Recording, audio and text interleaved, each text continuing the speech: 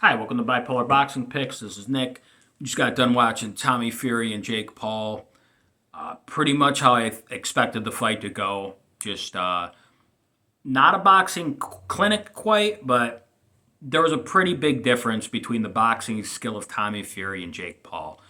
Jake Paul got exposed tonight, and he got exposed right in that first round.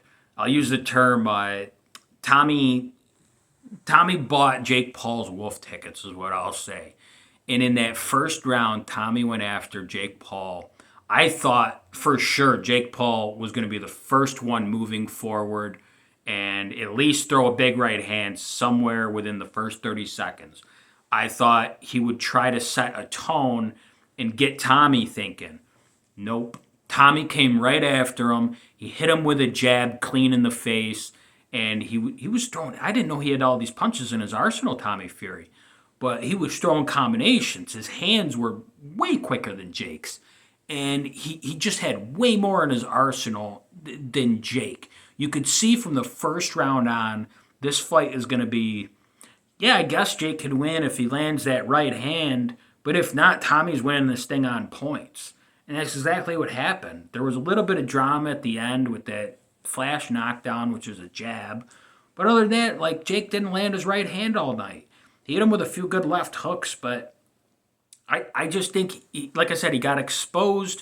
He got exposed for the lack of versatility in his skill.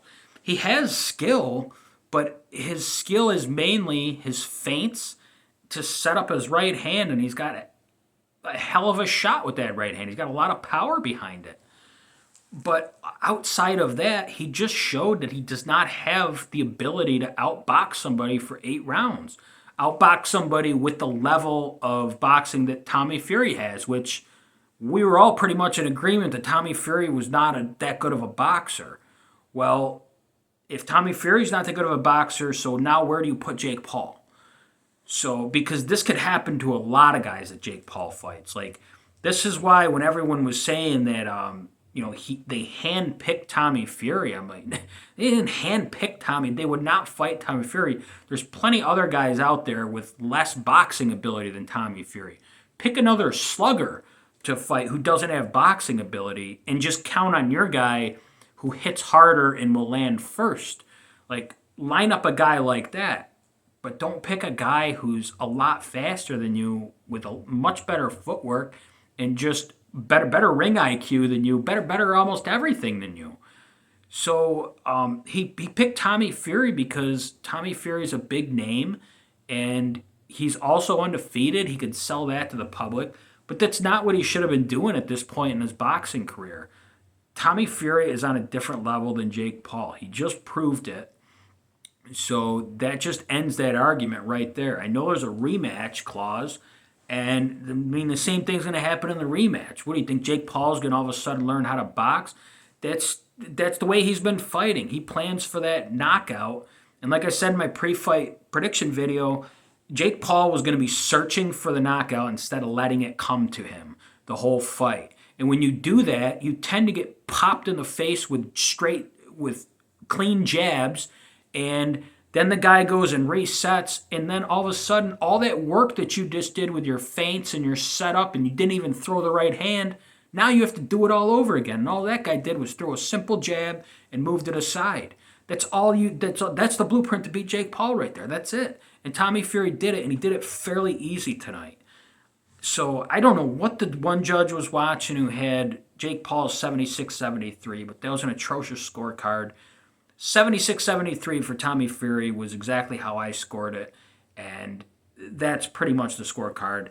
But I mean, even with that knocked out, it didn't matter because and I knew, like, Tommy was just gonna be too far ahead on points that anything late Jake was gonna be in trouble. So I also said before the fight, like, if you like Tommy Fury, go with the over, which I love the over for this fight, which obviously hit. But and if you like Jake Paul, just go with the under because Jake Paul, if he was going to win this fight, it was going to be by early KO. He I don't want to say he was fully gassed, but he was running out of gas at the end. In that pace of fight that they had, there was no way he had enough power in him to be able to knock Tommy Fury out. in those last 2 rounds. There's no way he had enough gas in the tank, and that's the problem I have with guys. Like I keep saying, like I'm a fan of the sweet science. I will always take a boxer over a puncher if they're somewhat even in skills, and that's why when you don't get the knockout, it's very those guys usually don't have a plan B. Those are usually guys they're going for the knockout because they can't outpoint that other guy. It's not to say anything bad about them because for most of them it's been working for their whole career. Or like you see in MMA a lot, there's that jiu-jitsu specialist who is, a great fighter, but it's just because he takes guys down every time and he submits them. Well, what happens when you don't take a guy down and submit him? Now you're going to have to stand on your feet, and those guys usually lose decisions on their feet. This is the same way. Like, you can't keep looking for a knockout.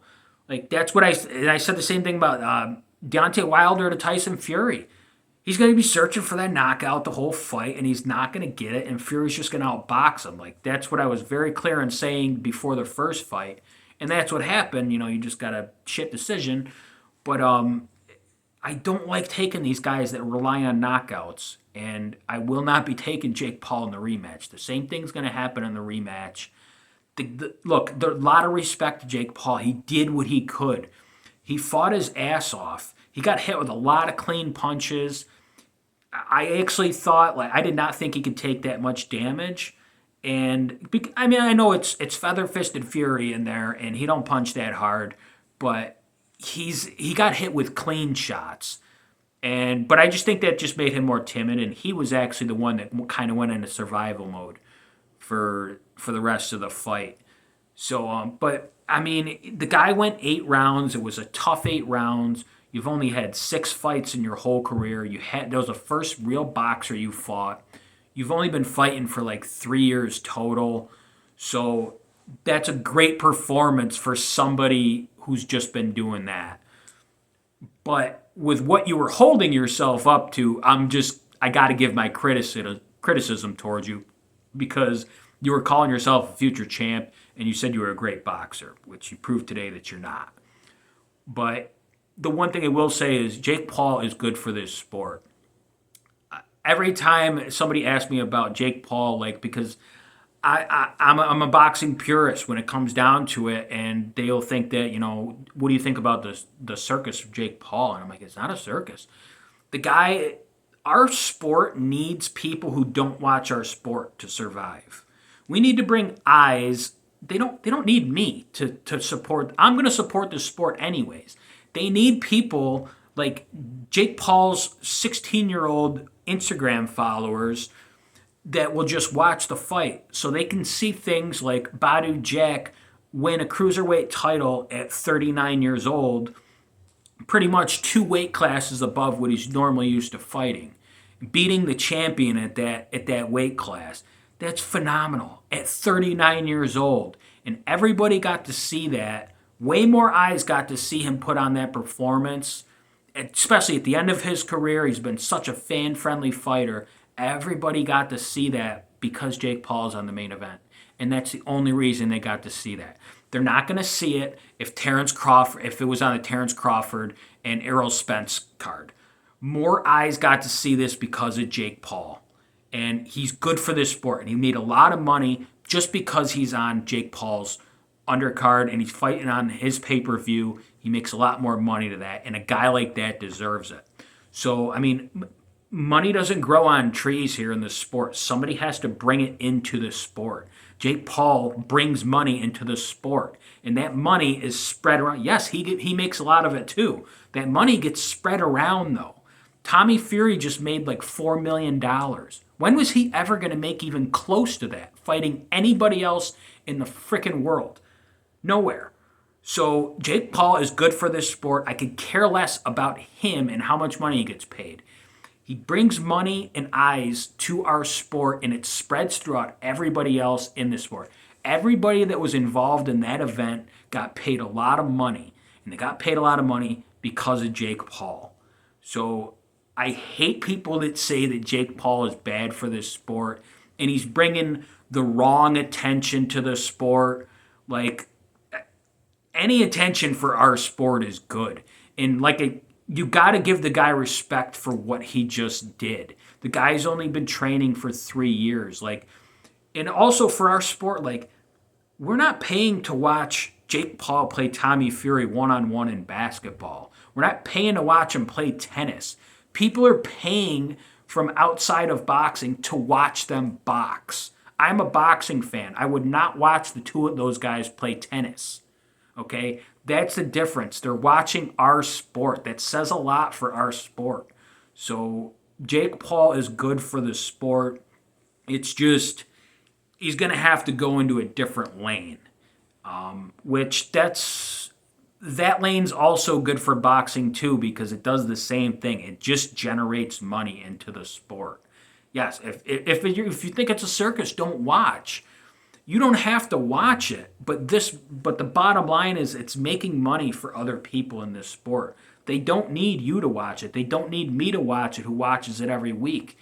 They need that 16-year-old fan of Jake Paul's to watch the sport a couple of times a year.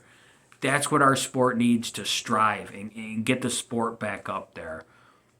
But I think it was a good night of boxing. I mean, there's probably, I don't even want to look at social media and see how many people are, this was a boring fight, and Jake, go back to YouTube. Jake, you were a bum, and fight was fixed. You know, that one will be out there just so they could set up a rematch. I mean, all that's going to be out there. I just told you how I think about it, and I try not to pay attention to a lot of that nonsense. But this, in my opinion, was a good night for boxing, and even better than the performance of Tommy Fury. Shout out to Badu Jack for that. I picked against him. I lost money betting on him, but shout out to Badu Jack for the performance that you put on, and I'm so happy for that guy, for his career, because I've been watching that guy for the last 10 years be an absolute warrior in this sport, and I'm so glad that a lot of people got to see that, and he got paid his dues for it. So it was a good night, and I'll see y'all next week.